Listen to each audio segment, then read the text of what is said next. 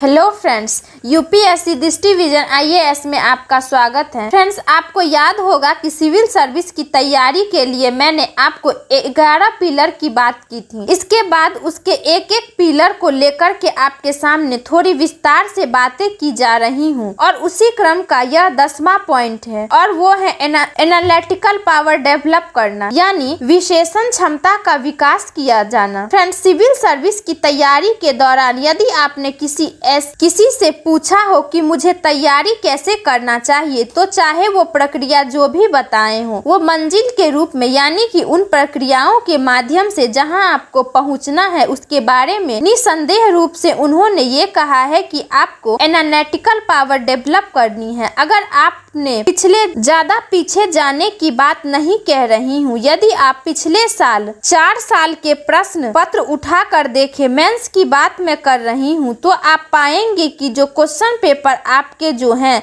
2 चीजों की स्पेशली मांग करने लगी हैं। नंबर 1 कि आप तथ्यों का विश्लेषण कर सके, दूसरा समस्याओं के बारे में अपने मौलिक विचार प्रस्तुत कर सके। ऐसा नहीं है कि आपसे सीधे सीधे प्रश्न नहीं किए जाते हैं, कुछ प्रश्न सीधे सीधे भी किए जाते हैं, जो कि इससे पहले के पॉइंट में बता चुकी हूँ। जैसे भूगोल से सीधी क्वेश्चन आ जाते हैं, कुछ और विषयों से सीधे सीधे प्रश्न लिए जाते हैं। सच पूछिए तो ये क्वेश्चन कुछ उस पैटर्न के होते हैं जैसे जनरली आप आमतौर पर अधिकांश विश्वविद्यालयों में पूछे जाते हैं। यूनिवर्सिटी में उसी तरह के क्वेश्चन पूछ लिए जाते हैं, लेकिन सिविल सर्विस में अब ऐसा नहीं है। सिविल सर्विस में जो क्वेश्चन पूछे जाते हैं वो बहुत एनालिटिकल किस्म के क्वेश्चन पूछे जाते हैं और आपसे न केवल एनालिटिकल पावर की वो डिमांड करते हैं, बल्कि वो ये भी जानना चाहते हैं कि इस पार्टिकुलर इशू पर आपकी अपनी सोच क्या है, यानी कि आपकी ओरिजिनलिटी क्या है, आपकी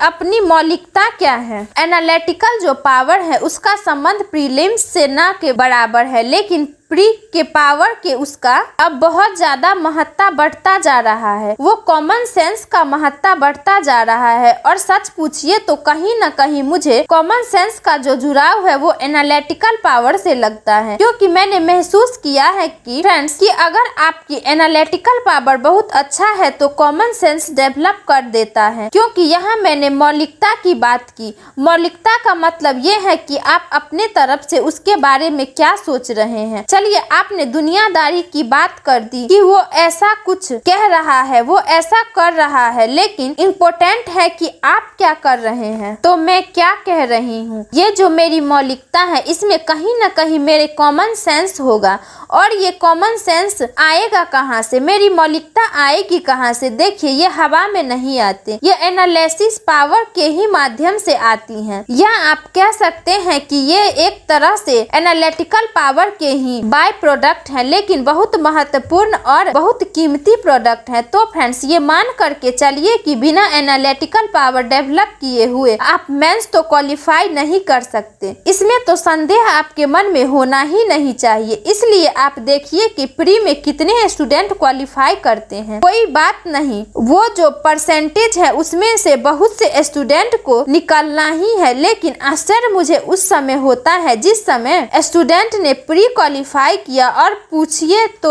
2-2, 3-3 बार प्री क्वालिफाई करता जा रहा है। उसका तो एक लेवल हो, उसे तो हम अस्वीकार नहीं कर सकते हैं, लेकिन मेंस में उनके मार्क्स देखिए, आप कल्पना कर सकेंगे कि 250 नंबर में 25-25 नंबर मिल रहे हैं। आफ्टर ऑल वो प्री क्वालिफाई किया है, तो ऐसी क्या बात हो गई, मेंस में इतने कम क्यों हैं। ठीक है, सेलेक्ट ना होना एक अलग बात है, लेकिन एक सम्मानजनक हार भी तो होती है। हम अगर सेलेक्ट नहीं हो रहे हैं तब भी नंबर तो कम से कम सिलेक्शन के आसपास होनी चाहिए, सम्मानजनक स्कोर तो होना चाहिए। ऐसा क्यों होता है? साफ है कि उस सब्जेक्ट की बिल्कुल एनालिटिकल पावर नहीं है, बहुत साफ है। और एनालिटिकल पावर क्यों नहीं है, ये इस बात से जुड़ी हुई है फ्रेंड्स कि उसके पढ़ने का तरीका ठीक नहीं है। एनालिटिकल पावर हवा में नहीं आती है, एनालिटिकल पावर कोई मैकेनिकल चीज नहीं है। इनफैक्ट आप आपके पढ़ने के तरीके से जुड़ी हुई बात है, जिसे मैं इंटरडिसिप्लिनरी अप्रोच मानकर चलती हूँ। तो फ्रेंड्स, आइए मैं थोड़ा सा एनालिटिकल पावर के एक दूसरे पॉइंट पर आती हूँ, और वो है कि इसका मतलब क्या है। एनालिटिकल पावर तो कह दिया जाता है, आप एग्जाम में पेपर उठा करके देखिए, मूल्यांकन कीजिए, समालोचनात्मक मूल्यांकन कीजिए, ये सब शब्द प्रयोग किए जाते हैं। यही है एनालिटिकल पावर। 3 लेवल के होते हैं। एक बिल्कुल सिंपल लेवल के होते हैं, जिसमें आप चित्रण कीजिए, वर्णन कीजिए, उसमें आप सीधे लिख देते हैं। फिर दूसरा होता है मूल्यांकन कीजिए, समीक्षा कीजिए, उसमें थोड़ा सा आपको एनालिसिस पे जाना होता है। जिसके बाद आप डबल शब्द समालोचनात्मक मूल्यांकन कीजिए, तो और गहरे में आपको जाना पड़ता है। तो इस तरह से एनालिसिस की 3 लेवल होते हैं। इसका मतलब क्या है? एनालिटिकल पावर का मतलब क्या है? देखिए, बहुत सिंपल सी चीज है। कोई एक घटना घटी, कोई एक बात हुई, कोई सरकार ने एक नीति बनाई, कोई योजना लागू की, कोई कुछ भी एक चीज जो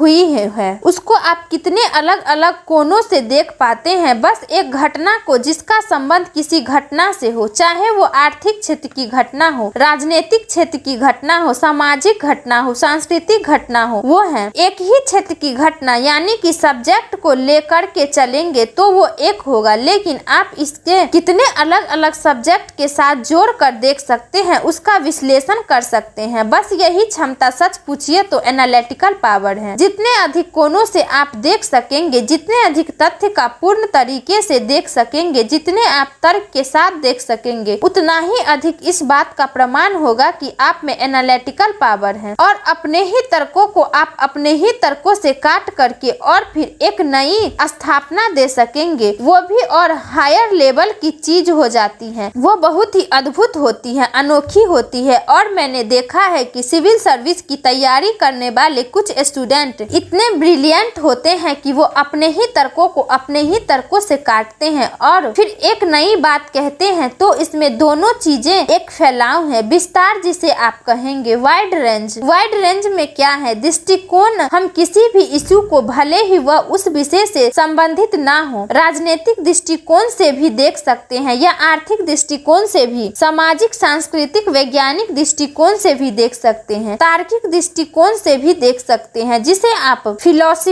फिलोसफिकल अंदाज कह लीजिए। बहुत सारे कोण से, there are so many angle. अब डिपेंड्स आप पे करता है कि आपकी जो ज्ञान चक्षु है, जिसे आप कितने दूर तक देख पाते हैं। अब आप परिभाषा तो मैंने बता दी। फ्रेंड्स, आपके मन में ये स्वाभाविक रूप से ये जिज्ञासा उत्पन्न होनी चाहिए, तब हम ऐसा करें कैसे? क्योंकि ठीक है, किया जाना चाहिए तो बताना आसान है, लेकिन करे कैसे? अगर वो बात नहीं बताई जाती है तो मुझे लगता है कि ये बात अधूरी रह जाएगी। तो मैं कुछ चीजें आपसे शेयर करना चाहूंगी। ये मान करके चलिए फ्रेंड्स कि एनालिटिकल पावर हम में तब तक डेवलप नहीं हो सकती जब तक कि हमारे पास उस सब्जेक्ट की बेसिक जानकारी नहीं होगी। ये मत समझिए कि एनालिटिकल पावर डेवलप करना कोई अपने आप में एक स्वतंत्र काम है। इसकी जो जड़ें होंगी वो जमीन में होंगी, जिसके लिए मैंने NCERT के किताब के अंतर्गत जानकारी दी है। चीजों के बारे में बेसिक जानकारी आपको वही मिलेंगी, और ये बेसिक जानकारी जितने अधिक विषयों के बारे में होंगी, आपके पास उतने अधिक दृष्टिकोण होंगे। बेसिक विषयों की जानकारी लीजिए, ज्यादा से ज्यादा विषयों पर थोड़ा पढ़िए। ऐसा नहीं कि उन विषयों पर विशेषज्ञ बनना है, लेकिन कोशिश कीजिए कि थोड़ी थोड़ी जानकारी हो। इसके बाद फिर आपको केवल ये नहीं कि पढ़ ली हो, बल्कि उसके इम्पोर्टेंस इंफॉर्मेशन भी आपके पास होने चाहिए। कुछ चीजें याद होनी चाहिए ताकि आपने बातों को आप तर्कपूर्ण तरीके से कह सके। इसके बाद फ्रेंड्स, जो इशू है जिस पर आपको एनालिसिस करना है, किसी भी एक विषय को उठा लीजिए जो आपको न्यूज से मिल रहा है। उस विषय को उठाइए, उस पर विचार कीजिए और उसको अलग अलग कोनों से जांचिए और परखिए। आपको जो सही लग रहा है उस पर भी सवाल उठाइए, फिर उत्तर दीजिए। मतलब खुद के तर्कों को ही काटिए और फिर एक नई स्थापना लाइए, यानी कि आपका दिमाग मथ रहा है। जैसे कि फ्रेंड्स, एक पत्थर को, मूर्ति को आकार में आने के लिए उसे छेनी का बहुत ज्यादा मार सहना पड़ा है। ठीक उसी प्रकार हमारा दिमाग होता है, यानी अपने दिमाग को एनालिटिकल पावर की आदत डालिए, तब आपका एनालिटिकल पावर डेवलप होगा। फ्रेंड्स,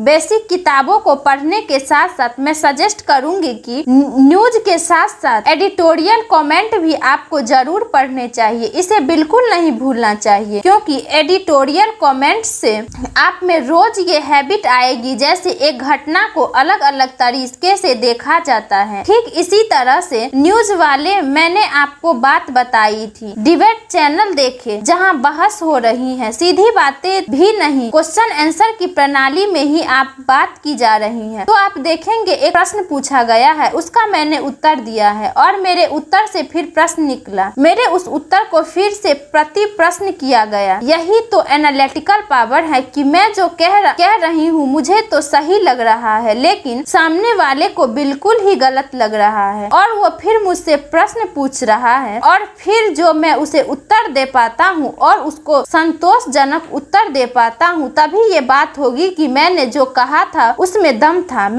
उसमें सच्चाई थी। तो आप डिबेट सुने और कोशिश करें कि जहाँ भी मौका मिले आप इस तरह से बहसों में भाग भी लें। और अंतिम पॉइंट्स हैं फ्रेंड्स कि आपको लिखने का अभ्यास जो करना ही चाहिए, या यूँ कह लीजिए कि एनालिटिकल पावर डेवलप करने के लिए आप बोलने का अभ्यास कर ले, लेकिन आप किसी के सामने बोलेंगे ज्यादा बेहतर है कि आप लिखें, लिखने के बाद उसे फिर से पढ़ें, देखकर जांच परखें, नई चीजें जोड़े, इसमें आपकी एनालिटिकल पावर डेवलप होगी। तो फ्रेंड्स, मेरा यह वीडियो अगर आपको अच्छा लगा हो तो वीडियो को लाइक करें, चैनल को सब्सक्राइब कर दे और बेल आइकन हिट कर दे। मिलते हैं अगले नए वीडियो में, तब तक के लिए गुड बाय, जय हिंद।